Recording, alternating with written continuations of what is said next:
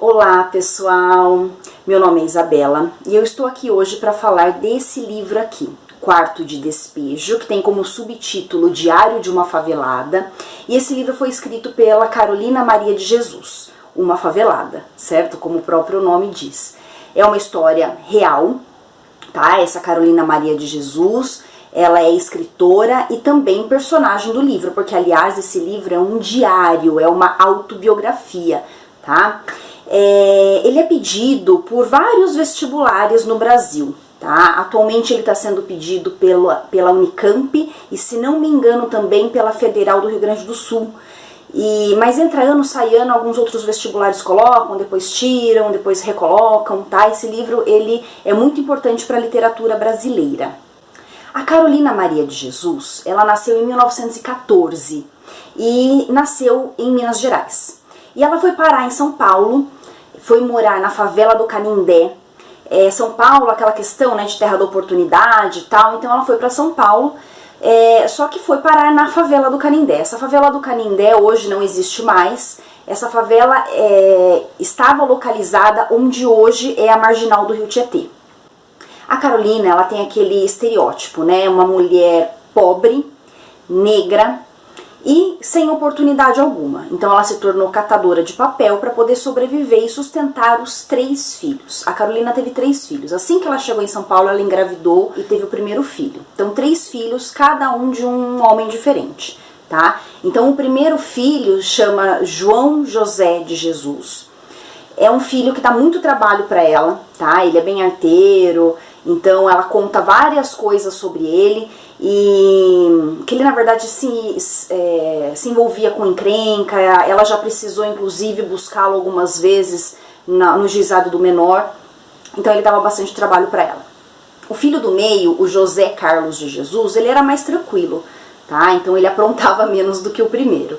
E a caçulinha, que é a Vera Eunice de Jesus Lima, é a única que recebeu o nome do pai, tá? A Vera era filha de um homem ali da cidade também, de São Paulo, só que ele era um homem rico, tá? E como a Carolina até de certa forma gostava dele, então ela não queria expor o nome dele. Então em momento nenhum no livro ela fala do nome dela, ela só fala que ele era um homem de posse, né? E ele de vez em nunca aparecia para dar alguns trocados para ela, né?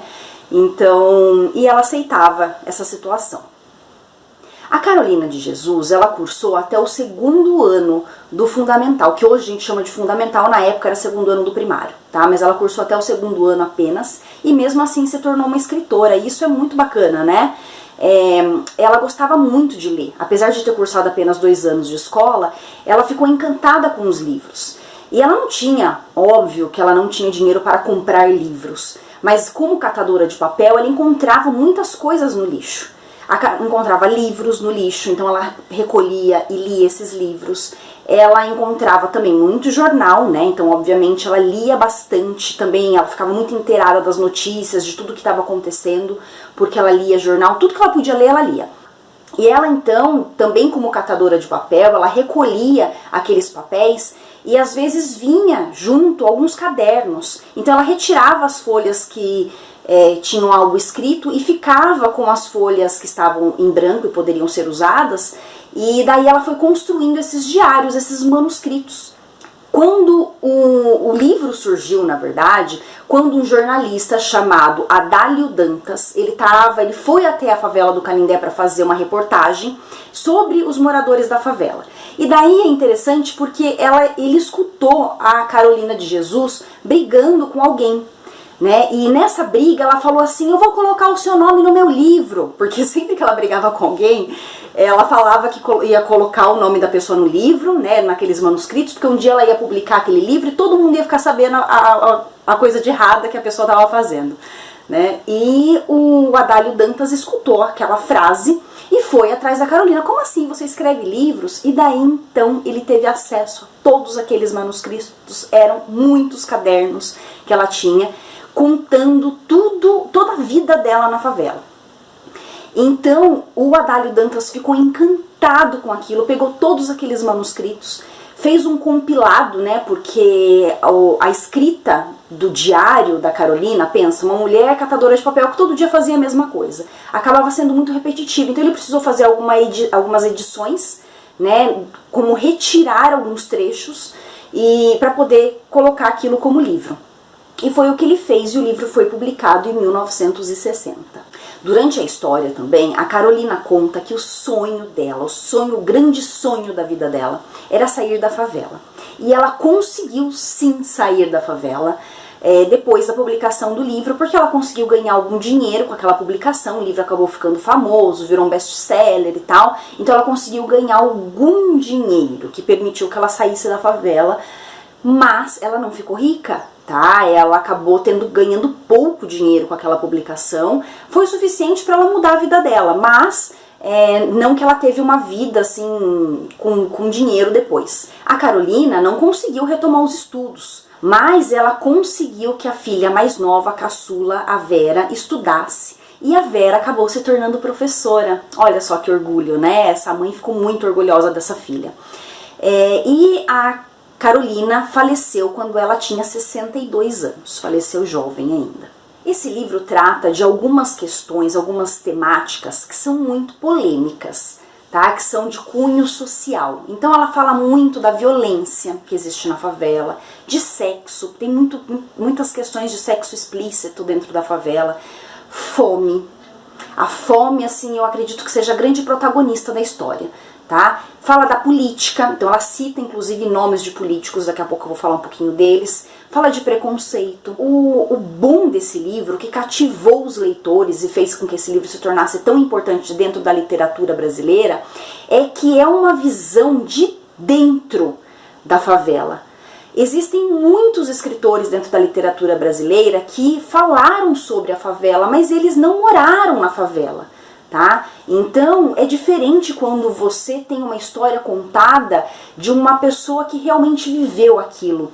Fica aquela sensação, sabe, que tá tudo à flor da pele, né? E isso emociona muito no livro. Acaba sendo uma história muito triste. A Carolina também, ela tem uma grande consciência social. Eu falei pra vocês no início que ela era negra.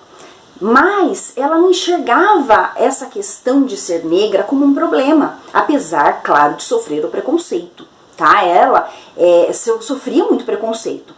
Pobre, negra, moradora da favela e ainda catadora de papel, imagina quanto de preconceito essa mulher sofreu. Mas ela não enxergava dessa forma, ela tinha orgulho de ser negra e ela falava disso no livro com muito orgulho, e ela dizia inclusive que se a reencarnação existisse e ela precisasse voltar à vida, ela escolheria voltar como negra novamente. A Carolina também tem uma grande consciência política. Ela cita alguns políticos. Ela cita o Juscelino, que era o presidente da época, ela cita o Adhemar de Barros, que era o governador da época, e ela cita o Jânio, que era o prefeito de São Paulo.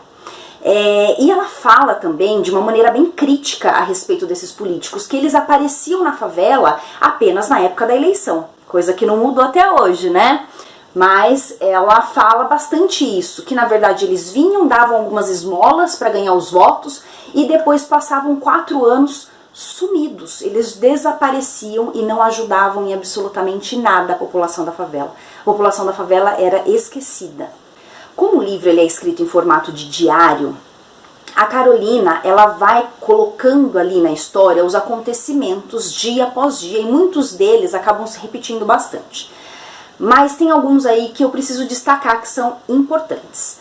Então o primeiro é a questão da água. Não existia água encanada na favela, então todos os dias a Carolina acordava de madrugada, andava quilômetros para ir até uma bica com um latão para poder pegar água e levar para casa. Isso acontecia todos os dias, tá? E nessa fila as pessoas brigavam, tinha muita confusão e coisa e tal. Uma outra questão é da doença, né? Das doenças que aconteciam ali na favela, que eram inúmeras, e as pessoas não tinham dinheiro para se tratar, obviamente, né? Não tinham dinheiro para comprar remédio, então acabavam se tratando com medicamentos caseiros. Ela fala muito que os 3 filhos dela tinham muitos vermes. né? Então acaba citando ali alguns casos de vômito e tal, né? Não vou falar muito detalhadamente porque é nojento, mas assim, eles tinham muito verme, tá? Era um problema, e aliás, não apenas os filhos dela, era um problema da favela no geral. Eles não tinham água encanada, né, água tratada, então acabava ocasionando esse tipo de problema. A vizinhança também era um problema enorme para Carolina. Ela não conseguia se encaixar ali. Ela era diferente das outras pessoas da favela. As pessoas da favela brigavam muito. Tinha muitas questões de violência. Existia também muitas questões de sexo explícito, tá? Então assim, e a criançada ali no meio, né? Então era uma loucura. Então por isso que a Carolina queria tanto sair da favela, por causa da vizinhança. E ela acabava sentindo que ela era perseguida pela vizinhança porque ela era diferente. Ao invés de ficar brigando na rua como todas as pessoas faziam, ela entrava no barraco dela e ficava escrevendo, pegava os cadernos e escrevia. A escrita era a forma dela conseguir libertar um pouco dessa dor que ela sentia. Sobre essa questão da violência e tal, que eu acabei de comentar, eu vou ler um trechinho do livro, é bem curtinho, tá? Rapidinho, só para vocês verem. Tem pessoas aqui na favela que diz que eu quero ser muita coisa porque não bebo pinga. Eu sou sozinha, tenho 3 filhos. Se eu viciar no álcool, os meus filhos não irão respeitar-me. Escrevendo isso, estou cometendo uma tolice. Eu não tenho que dar satisfações a ninguém. Para concluir, eu não bebo porque não gosto e acabou-se. Eu prefiro empregar o meu dinheiro em livros do que no álcool. Se você achar que eu estou agindo acertadamente, peço-te para dizer, muito bem, Carolina. E é isso mesmo, muito bem, Carolina. Uma outra questão que ela fala muito no livro é a respeito da fome. Inclusive, ela coloca a fome como uma grande protagonista da história, porque a fome dói, a fome é física, a fome é mental, a fome faz as pessoas cometerem loucuras. Tá? E é nessa luta para não passar fome, para não deixar que os filhos passem fome, que a Carolina vive dia a dia, trabalha doente, ela fica muito triste quando chove, porque as pessoas, o papelão molha, né? Quando chove, ela como catadora de papel, aquela chuva inutilizava, né, a venda do papelão. Então ela ficava muito triste quando chovia, porque ela não iria conseguir alimentar os filhos naquele dia. Existe também uma passagem que fala essa descrição sobre a fome, dessa dor, que eu vou ler para vocês também. É bem rapidinho, prometo. Então ela diz assim, olha, vai falar aqui de um frigorífico, porque no frigorífico eles jogavam no lixo alguns restos de carne, de ossos, e ela ia até o lixo para conseguir pegar alguns desses ossos, e às vezes junto com o osso tinha um restinho de carne, para que ela pudesse fazer alguma comida para os filhos. E aqui ela vai citar esse frigorífico. Percebi que no frigorífico jogam creolina no lixo para o favelado não catar a carne para comer. Não tomei café e andando meio tonta. A tontura da fome é pior do que a do álcool. A tontura do álcool nos impele a cantar, mas a da fome nos faz tremer. Percebi que é horrível ter só ar dentro do estômago. É isso, né? A Carolina, ela muitas vezes deixava de comer, como ela não conseguia muitas vezes comprar comida suficiente, ela deixava de comer para poder dar a comida para os filhos. E daí então, nesse mesmo dia, né? Ela estava com tontura na rua e tal, mas conseguiu pegar um pouco de papel e vendeu e conseguiu um trocadinho. Com esse trocadinho, então, ela comprou um pão. E ela, na verdade, ela não queria comprar o pão, né? Porque ela queria comprar alguma coisa para levar para os filhos comerem. Mas como ela sabia que se ela não comesse alguma coisa naquele momento, ela iria desmaiar e não ia nem conseguir chegar em casa para cuidar dos filhos, seria pior. Então ela decidiu parar e comprar um pão e comer o pão. E olha a descrição dela ao comer esse pão. Que efeito surpreendente faz a comida no nosso organismo. Eu que antes de comer via o céu, as árvores, as aves, tudo amarelo, depois que comi, tudo normalizou-se aos meus olhos. Ai, ai. E a gente reclamando da vida, né? Eu não disse que esse livro é transformador? É transformador mesmo. Faz a gente enxergar as coisas de uma maneira diferente. Uma outra questão que é muito tratada também nesse livro é a respeito da sujeira. Ela fala que as pessoas da cidade, quando ela vai até a cidade para catar papel e tal, ela escuta as pessoas reclamarem que ela tá fedida, que tá suja e essas coisas, né? Mas ela fala assim no diário, como que eu vou conseguir dinheiro para comprar sabão, para tomar banho, para lavar as roupas, se eu não tenho dinheiro nem para comprar comida para mim e para os meus filhos? Então não é questão de porquice, ela não era porca, pelo contrário, é assim, sempre que ela podia comprar um sabão, ela comprava, mas ela muitas vezes ficava semanas, meses, sem conseguir comprar um sabão. A respeito dos amores da Carolina, a gente sabe que ela teve 3 filhos, um de cada pai. O pai dos 2 primeiros filhos ela nem cita no diário, tá? Então provavelmente foi alguém que apareceu ali, foi embora, sumiu e ela não viu mais. O pai da Vera, acredita-se que foi assim um grande amor da vida dela, porque ela não quis nunca prejudicá-lo.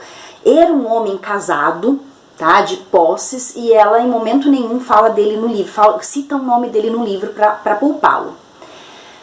Ela também teve ali uma paquera com o seu Manuel. O seu Manuel era um vizinho, tá, e foi apenas uma paquera, ela já não quis. Depois ela também teve um outro namorico com um homem chamado Cigano, né, apelido Cigano, e ela acabou descobrindo que esse cigano era muito safado, inclusive era pedófilo. Pois é. Então ela, assim que ela descobriu isso, ela largou dele.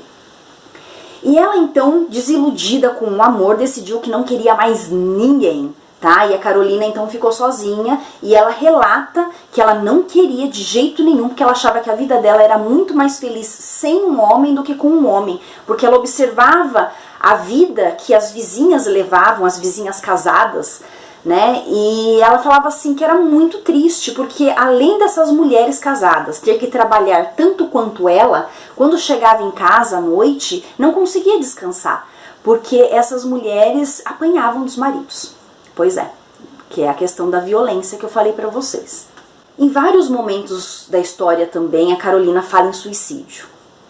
Bem, ela pensa porque a fome dói muito, ela vê os filhos passando fome, ela não aceita essa situação.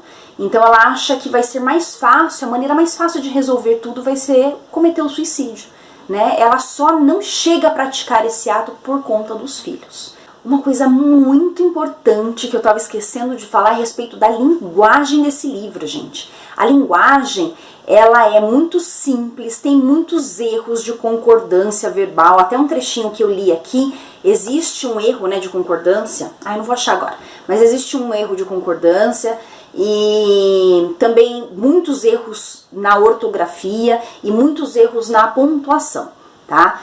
Mas o Adálio Dantas diz que quando ele foi fazer a edição desse livro, ele apenas fez a correção da grafia das palavras, naquelas palavras que você realmente, lendo da forma que ela escreveu, você não conseguiria entender, tá?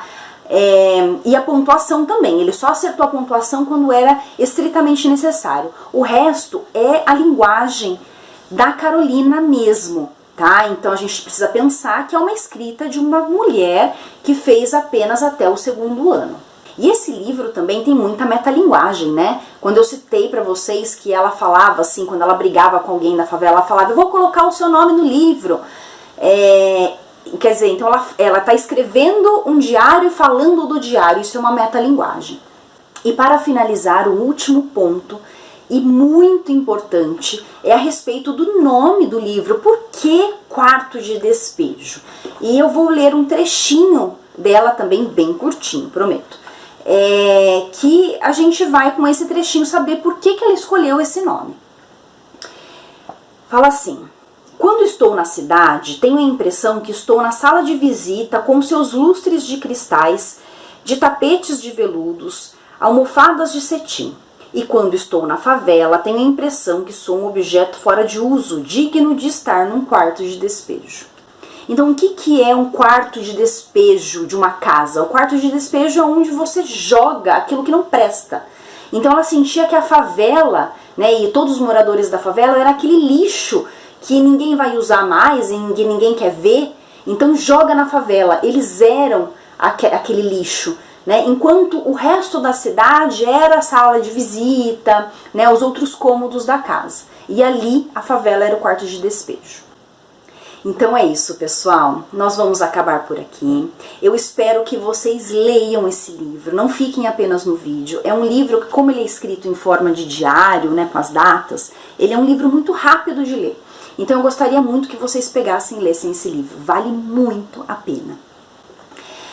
Uma outra coisinha rapidinha que eu gostaria de falar é que eu tô demorando um pouco pra fazer os vídeos aqui pro canal, mas é por conta do meu trabalho, então eu não tô conseguindo ter tanto tempo pra desenvolver esses vídeos, mas eu não vou deixar de fazer, tá bom?